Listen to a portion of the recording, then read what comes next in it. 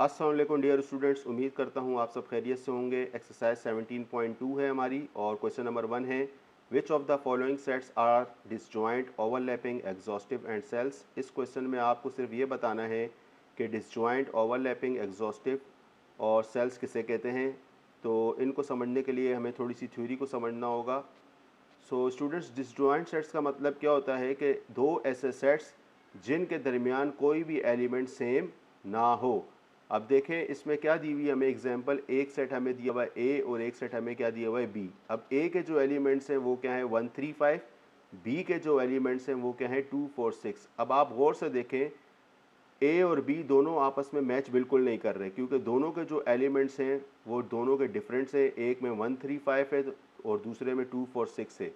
तो जब ऐसे सेट्स दिए जाएं आपको दो जिसमें कोई भी एलिमेंट मैच ना करे, सेम ना हो, उनको हम क्या बोलते हैं, डिसजॉइंट सेट्स कहते हैं। सेकेंड है हमारा ओवरलैपिंग सेट्स। ओवरलैपिंग सेट्स कौन से सेट्स होते हैं स्टूडेंट्स, के ऐसे सेट्स जिनमें जो है एटलीस्ट कोई भी एक एलिमेंट क्या करे, मैच कर जाए, कम से कम एक एलिमेंट क्या हो, सेम हो, उसको हम क्या कहते हैं, ओवरलैपिंग। इसकी एग्जांपल देखें, सेट ए हमारे पास 1 2 3 4 और सेट बी है हमारे पास 2 4 6 8। अब इसमें कौन से एलिमेंट मैच कर रहे हैं, जैसे ए का जो है 2 और 4 जो है, ये 2 और ये 4, ये बी से मैच कर रहा है 2 और 4 से, यानी कि इसमें दो जो है एलिमेंट सेम है। अगर कोई एक भी एलिमेंट सेम होता तब भी ये क्या कहलाता, ओवरलैपिंग सेट कहलाता। तो यानी कि दो ऐसे सेट्स जिसमें कम से कम एक एलिमेंट कोई मैच कर जाए, इधर देखें लिखा हुआ है एटलीस्ट वन एलिमेंट कॉमन, यानी कि दोनों में कोई एक एलिमेंट कॉमन हो, उसको हम क्या बोलते हैं, ओवरलैपिंग सेट्स बोलते हैं। और डिस्जॉइंट सेट्स में क्या होता है, नो एलिमेंट कॉमन, यानी कि दोनों में कोई भी एलिमेंट कॉमन नहीं होगा, दोनों में कोई भी एलिमेंट सेम नहीं होगा, इसको हम क्या बोलेंगे, डिस्जॉइंट सेट बोलेंगे। तो अब इसके देखते हैं हमें फर्स्ट पार्ट और सेकंड पार्ट में क्या है, पहले हम इसको देखते हैं। अब देखें जैसे हमारे पास फर्स्ट पार्ट है, इसमें दिया हुआ है 1 2 3 5 7 एक सेट है और दूसरा सेट है 4 6 8 9 10। आपको अच्छी तरीके से इसमें पता चल गया होगा कि ये कौन सा सेट है। जी हाँ, बिल्कुल सही, क्योंकि दोनों में कोई एलिमेंट मैच नहीं कर रहा। तो इस वजह से जो है ये जो कहलाएगा वो क्या कहलाएगा, डिसजॉइंट सेट जो है वो कहलाएगा। क्यों डिसजॉइंट सेट कहलाएगा, क्योंकि दोनों में कोई एलिमेंट सेम नहीं है। सेकंड पार्ट है हमारा, इसमें देखें क्या दिया हुआ है 1 2 3 6 और दूसरे में क्या दिया हुआ है 1 2 4 8। क्या आप इसमें देख सकते हैं, बता सकते हैं कि इसमें कोई कॉमन एलिमेंट है। जी हाँ, बिल्कुल सही कह सोच रहे हैं आप। ये जैसे 1 इसमें मौजूद है, 1 इसमें मौजूद है, दोनों सेम है। इसी तरीके से 2 भी इसमें मौजूद है, 2 इसमें है, ए में अगर एक साइड में तो बी में भी जो है, यानी कि दूसरे साइड में 2 मौजूद है। यानी कि इन दोनों में जो है दो एलिमेंट ऐसे हैं जो एक दूसरे से मैच कर रहे हैं, जो कि बिल्कुल सेम है। तो जब ऐसी कंडीशन हो कि एक कम से कम हो या एक से ज़्यादा जो है एलिमेंट सेम हो जाए, उसको हम क्या बोलते हैं, ओवरलैपिंग सेट कहते हैं। इसी वजह से जो है ये क्या कहलाएंगे, ओवरलैपिंग सेट कहलाएंगे। क्यों, क्योंकि इनमें दो एलिमेंट सेम आ रहे हैं। अब हमारा जो नेक्स्ट पार्ट है, इसमें क्या दिया हुआ है, E and O when U equal to Z. तो ई का मतलब क्या होता है, इवन नंबर, और ओ का मतलब क्या होता है, ऑड नंबर।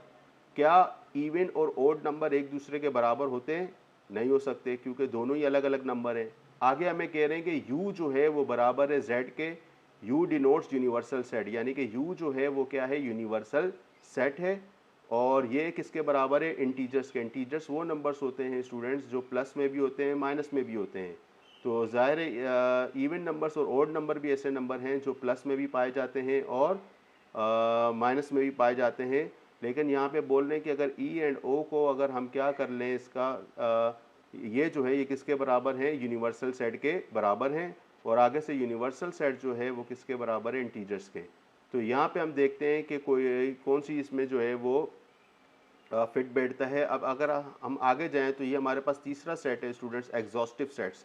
अब एग्जॉस्टिव सेट्स की क्या डेफिनेशन है कि अगर आपके पास दो सेट्स हैं, एक ए और बी, ये दोनों क्या हैं, सबसेट्स हैं। सबसेट्स का मतलब क्या होता है, छोटे सेट्स। और इनका जो बड़ा सेट होता है वो हमेशा कहलाता है यूनिवर्सल सेट, जिसको हम किससे लिखते हैं, कैपिटल यू से।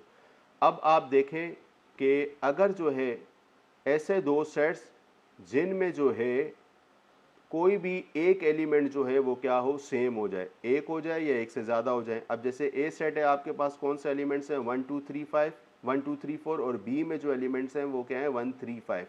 यानी कि ए सेट का 1 और 3 जो है वो बी सेट के ए 1 से और 3 से जो है वो क्या कर रहा है, मैच कर रहा है। ए का 1 और 3 और बी का 1 और 3 ये दोनों एक दूसरे से मैच कर रहे हैं। और अगर आप इन दोनों नंबर्स का यूनियन ले लें दोनों सेट्स का, जैसे कि ए का क्या है 1 2 3 4 और बी का क्या है 1 3 5, इन दोनों का यूनियन कर दें तो ये किसके बराबर आ जाएगा, ये पूरा का पूरा किसके बराबर आ जाएगा, यूनिवर्सल सेट के बराबर आ जाएगा।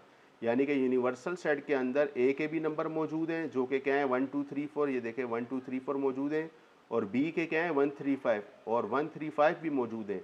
जब ऐसी कंडीशन हो कि जब ए और बी का आप यूनियन करें और वो किसके बराबर आ जाए, यूनिवर्सल सेट के बराबर आ जाए, उसको हम क्या बोलते हैं, एग्जॉस्टिव सेल बोलते हैं।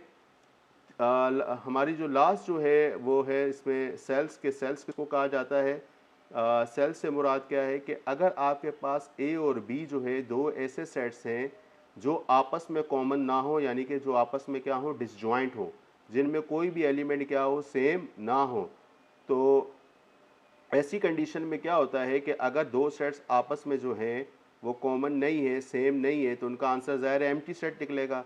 लेकिन अगर आप उन दोनों सेट्स को ए और बी को आप अगर उनका यूनियन करो और यूनियन करने के बाद उसका आंसर यूनिवर्सल सेट के बराबर आ जाए तो वो क्या कहलाता है, सेल्स कहलाता है। तो इसकी अगर आप एग्जांपल देखें, एक हमारे पास ए सेट है जिसके एलिमेंट है 1 3 5 7 9, दूसरा हमारे पास बी सेट है जिसके एलिमेंट्स है 2 4 6 8 10। क्या ए और बी का इंटरसेक्शन निकल सकता है, यानी कि क्या ए और बी में दोनों में सेम एलिमेंट हैं? बिल्कुल नहीं है, क्योंकि ए में अलग नंबर है, बी में जो है वो अलग नंबर है। तो इनका जो है वो इंटरसेक्शन नहीं मतलब अगर आप निकालेंगे भी तो क्या निकलेगा, एम्प्टी सेट निकलेगा। क्यों? क्योंकि दोनों में कोई एलिमेंट है ही नहीं। लेकिन अगर आप ए और बी को यूनियन कर दें, यानी कि ए और बी के नंबर्स को मिला दें, तो वो किसके बराबर हो जाएगा, यू के बराबर हो जाएगा, यानी कि यूनिवर्सल सेट के बराबर हो जाएगा। अब जैसे यूनिवर्सल सेट के अंदर आप एलिमेंट्स देखें क्या है, 1 से लेके 10 तक हैं, पूरे 1 से लेकर क्या है 10 तक है। अब 1 से 10 का मतलब ये है कि इस यूनिवर्सल सेट के अंदर ए के भी नंबर मौजूद हैं और बी के नंबर भी मौजूद हैं। ज़ाहिर है अब ए के नंबर क्या है 1 3 5 7 9, तो ये यू में मौजूद हैं। इस तरह बी के नंबर क्या है हमारे पास 2 4 6 8 10, ये भी किसके अंदर मौजूद हैं, यूनिवर्सल सेट के अंदर मौजूद हैं।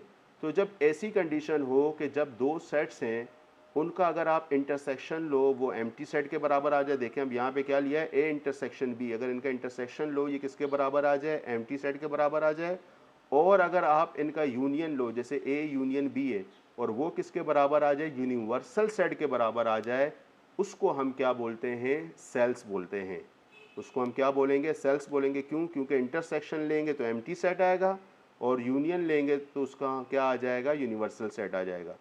तो एग्जॉस्टिव सेल्स भी आपको समझ में आ गया, सेल्स भी समझ में आ गया। मैं एक बार फिर थोड़ा रिपीट कर देता हूँ। एग्जॉस्टिव सेल्स वो सेल्स होते हैं कि अगर आप सिंपली ए और बी का यूनियन कर दो और वो यूनिवर्सल सेट के बराबर आ जाए, एक बात। और दूसरी बात यह है कि ए और बी के अंदर जो है सेम एलिमेंट होना ज़रूरी है, वो एक दूसरे से क्या कर रहे होंगे, ओवरलैप लाजमी कर रहे होंगे, तो वो कौन सा सेट बन जाएगा, एग्जॉस्टिव सेट बन जाएगा। लेकिन सेल्स का मतलब ये होता है कि आप उन दोनों सब सेट्स का इंटरसेक्शन लो तो कुछ भी कॉमन नहीं होना चाहिए, एक कंडीशन ये है सेल की। दूसरी कंडीशन ये है कि आप उन ए और बी दोनों का यूनियन लो तो वो किसके बराबर आ जाए, यूनिवर्सल सेट के बराबर आ जाए, उसको हम क्या बोलते हैं, सेल्स बोलते हैं। सो अब हमारा थर्ड पार्ट दोबारा मैं इसको रीड करूंगा कि ई एंड ओ, ई का मतलब इवन नंबर हो गया, ओ का मतलब क्या हो गया, ओड नंबर। क्या इवन और ओड बराबर होते हैं? बिल्कुल नहीं होते। इवन नंबर जो होते हैं वो कौन से होते हैं हमारे पास, इवन नंबर जो होते हैं वो होते हैं 2 4 6 0, 2 4 6 8 और सो ऑन। और जो ओड नंबर होते हैं वो कौन से होते हैं, 1 3 5 5 7 9 और सो ऑन, ये चलते रहते हैं। क्या आप इन दोनों में कोई कॉमन नंबर आप देख सकते हैं? बिल्कुल नहीं। जब यहाँ पे नहीं है तो ये आगे जाके भी कॉमन इनमें नहीं होगा। तो ई एंड ओ जब आपस में कॉमन नहीं है, यानी कि जब आप इनका इंटरसेक्शन लोगे तो क्या आएगा आपके पास, एम्प्टी सेट आएगा। लेकिन अगर आप ई और ओ का यूनियन कर दो, इनको मिला दो, तो ये दोनों नंबर मिल जाएंगे। जैसे लाइन से आप लिखेंगे तो क्या आ जाएगा, 0 1 2 3 4 5 6 7 8 9। तो यहाँ पे यही कह रहे हैं कि ई एंड ओ जो है, वैन यू जो है, यू का मतलब क्या है, इनका जब यूनिवर्सल सेट आ जाएगा तो वो किसके बराबर होना चाहिए, जेड के। यानी कि जेड से मुराद ये है कि इसमें प्लस वाले नंबर भी मौजूद होंगे, माइनस वाले नंबर भी मौजूद होंगे। सिंपल इसका ये है कि इसमें इवन और ओड नंबर दोनों मौजूद होंगे। जब आप किसका ई एंड ओ का क्या ले लेते हो, यूनियन ले लेते हो, और जब ई एंड ओ का आप इंटरसेक्शन लोगे तो उनमें कोई भी सेम एलिमेंट नहीं होंगे। तो जब ऐसी कंडीशन हो कि जब आप दो सेट्स का इंटरसेक्शन लो तो वो डिसजॉइंट सेट के बराबर आ जाए, और जब उनका यूनियन लो तो वो यूनिवर्सल सेट के बराबर आ जाए, उसको हम क्या बोलते हैं, सेल बोलते हैं। क्या बोलते हैं स्टूडेंट, उसको सेल बोलते हैं। नेक्स्ट पार्ट है हमारा फोर्थ पार्ट। एन का मतलब हो गया नेचुरल नंबर एंड डब्ल्यू का मतलब क्या हो गया, होल नंबर।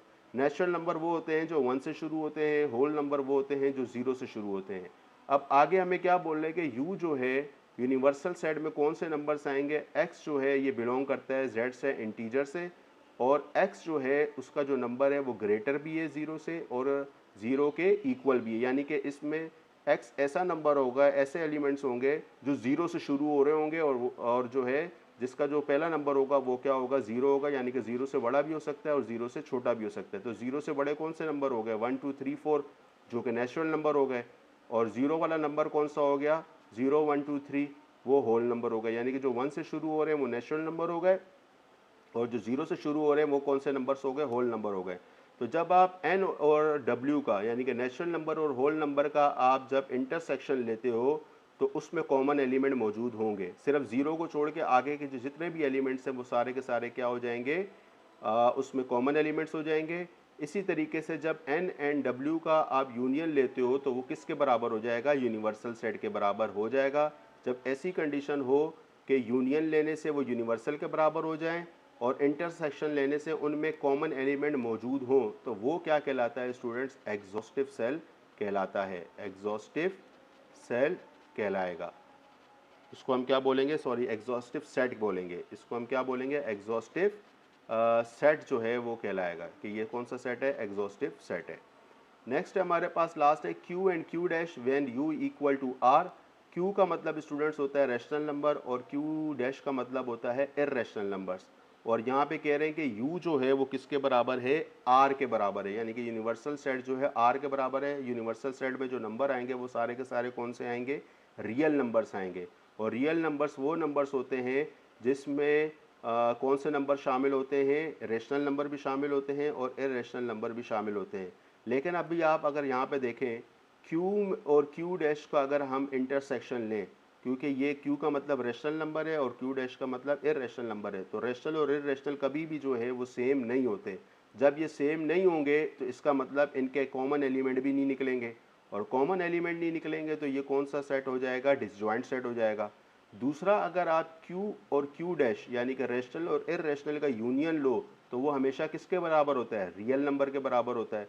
तो इसमें क्या हो गई, दोनों कंडीशन मीट हो गई। यानी कि इंटरसेक्शन लो तो कॉमन कोई नहीं है, और यूनियन लो तो किसके बराबर है, यूनिवर्सल सेट के बराबर है। तो जब ऐसी कंडीशन हो तो हम उसको क्या बोलते हैं, सेल कहते हैं। तो ये था हमारा स्टूडेंट्स क्वेश्चन नंबर 1, और इसकी आप थ्योरी दोबारा से जो है उसको पढ़िएगा और ये आपको अच्छी तरीके से समझ आ जाएगा।